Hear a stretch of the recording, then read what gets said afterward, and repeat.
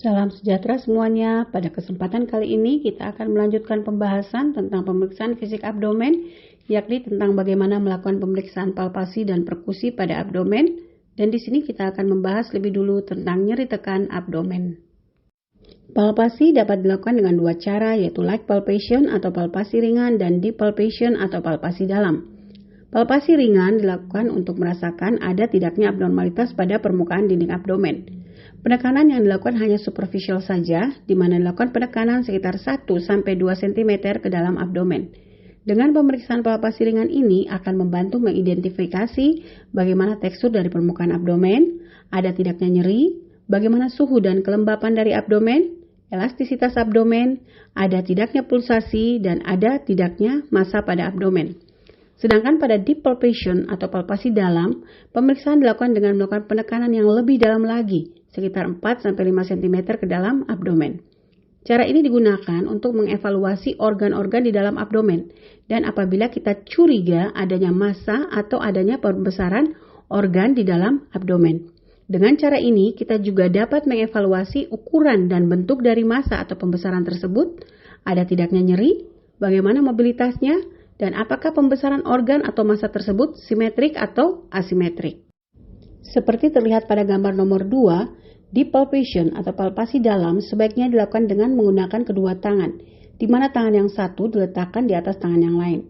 Dengan cara ini kita dapat mengontrol dalam melakukan penekanan dan pengangkatan atau melepaskan tangan yang menekan secara perlahan, sehingga dapat mengurangi rasa nyeri yang bisa ditimbulkan akibat pelepasan atau pengangkatan tangan yang terlalu cepat. Karena pada pemeriksaan palpasi dalam dapat menyebabkan rasa tidak nyaman, dan apabila kita melepaskan tekanan terlalu cepat dapat saja menimbulkan rasa yang sangat nyeri pada penderita. Sehingga dengan menggunakan kedua tangan, maka kita dapat mengontrol tekanan yang kita berikan, di mana kita dapat melakukan penekanan dengan perlahan dan hati-hati, dan pada saat melepaskan tekanan, kita juga dapat melepaskan secara perlahan. Pemeriksaan perkusi dilakukan dengan cara seperti yang kita lihat pada gambar, di mana jika kita dominan kanan, maka kita akan menggunakan jari ketiga tangan kanan untuk melakukan perkusi dan jari ketiga tangan kiri sebagai dasar untuk dilakukan perkusi. Pada saat melakukan perkusi, yang berayun hanya pergelangan tangan saja. Perkusi dilakukan pada semua regio, dimulai dari kuadran kanan bawah, naik kuadran kanan atas, kemudian ke kuadran kiri atas, dan berakhir di kuadran kiri bawah. Normalnya bunyinya adalah timpani di seluruh perut karena adanya udara dalam lambung dan usus. Pada pemeriksaan palpasi dan perkusi abdomen, ada 5 poin yang harus dievaluasi, yaitu nyeri tekan, bagian perut yang tegang, organ-organ di dalam rongga perut, benjolan-benjolan di dalam rongga perut, dan cairan bebas di dalam rongga perut. Pada pemeriksaan palpasi dan perkusi abdomen, yang pertama kali dievaluasi adalah nyeri tekan. Apabila pasien mengeluh adanya nyeri pada regio abdomen tertentu, maka palpasi dimulai dari area yang tidak sakit terlebih dahulu. Tempat yang mengalami nyeri tekan itu menandakan bahwa di bawah dinding perut tersebut terdapat proses peradangan yang bisa berasal dari peritoneum atau usus ataupun organ. Pada pasien-pasien tertentu itu kadang tidak tahan dengan palpasi sehingga merasa sangat nyeri saat dilakukan penekanan. Ini disebut sebagai hiperestesia. Dapat terjadi pada kondisi-kondisi antara lain seperti pada peritonitis atau pada neuralgia postherpeticum. Nyeri perut akibat kolik abdomen itu tidak menyebabkan nyeri tekan setempat, sehingga dalam pemeriksaan tidak didapatkan nyeri tekan. Karena nyeri pada kolik abdomen adalah nyeri yang timbul akibat kontraksi otot. Nyeri tekan yang didapatkan pada regio abdomen tertentu dapat menjadi petunjuk untuk memperkirakan apakah penyebab nyeri tekan tersebut. Misalnya, nyeri tekan pada fossa iliaca kanan, maka kita dapat mempertimbangkan kemungkinan penyebabnya adalah appendicitis. Atau nyeri tekan pada hipokondrium kanan, maka kita dapat mempertimbangkan kemungkinan penyebabnya adalah kolesistitis. Atau nyeri tekan pada epigastrium, maka kita dapat mempertimbangkan kemungkinan penyebabnya adalah ulcus pepticum.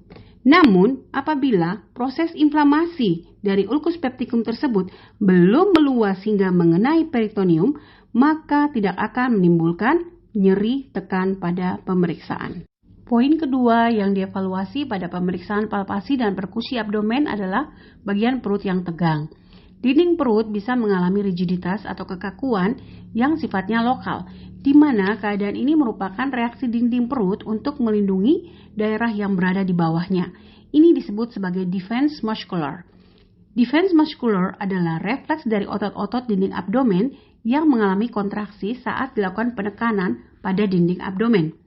Defense muscular dikatakan positif jika saat kita melakukan penekanan pada daerah atau regio tertentu di abdomen, maka area tersebut akan terasa kaku atau tegang.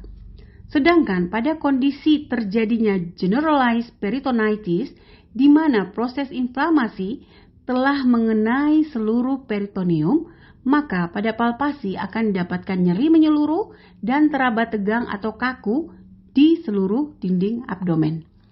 Nyeri karena inflamasi peritoneal lebih berat daripada nyeri visceral dan bisa ditemukan adanya muscular rigidity dan rebound tenderness.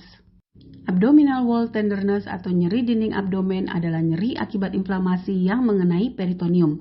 Sedangkan visceral tenderness adalah nyeri akibat inflamasi pada organ-organ di dalam rongga abdomen. Untuk membedakan apakah nyeri berasal dari dinding abdomen atau nyeri akibat inflamasi peritoneum dengan nyeri visceral, yaitu jika nyeri dari dinding abdomen, maka nyeri akan menetap pada saat pasien diminta mengangkat kepala dan pundak. Namun jika nyeri berasal dari organ-organ di dalam rongga perut, maka nyeri akan berkurang. Pada gambar paling atas dapat dilihat jika proses inflamasi telah mengenai peritoneum atau dinding abdomen, maka nyeri akan menetap. Sedangkan jika proses inflamasi masih terbatas pada organ-organ di dalam abdomen dan belum mengenai peritoneum, maka nyeri yang dirasakan akan berkurang pada saat pasien diminta mengangkat kepala dan pundak. Dan pada nyeri visceral, biasanya hanya berupa rasa discomfort dan tidak ada muscular rigidity atau rebound tenderness. Pada gambar ini, kita dapat melihat lokasi dari beberapa penyakit yang dapat menyebabkan inflamasi peritoneal lokal atau setempat, yaitu antara lain kolesistitis akut pada regio hipokondrium kanan, pankreatitis akut pada regio epigastrium, divertikulitis akut pada regio inguinal kiri, dan appendicitis akut pada regio inguinal kanan. Maka apabila pada pemeriksaan didapatkan tanda inflamasi peritoneal yang bersifat lokal atau setempat, berupa nyeri tekan atau diffuse muscular, maka kita dapat mencurigai kemungkinan penyebabnya. Nyeri pada abdomen bisa saja tidak disebabkan dari abdomen, tapi bisa juga disebabkan oleh penyakit lain yang berasal dari luar abdomen. Contohnya yaitu pada acute pleurisy dan acute salpingitis.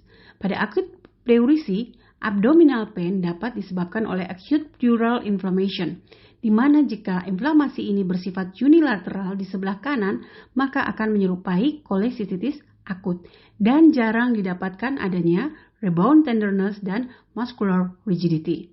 Pada acute salpingitis terjadi di atas ligamentum inguinal sehingga dapat ditemukan adanya rebound tenderness dan muscular rigidity.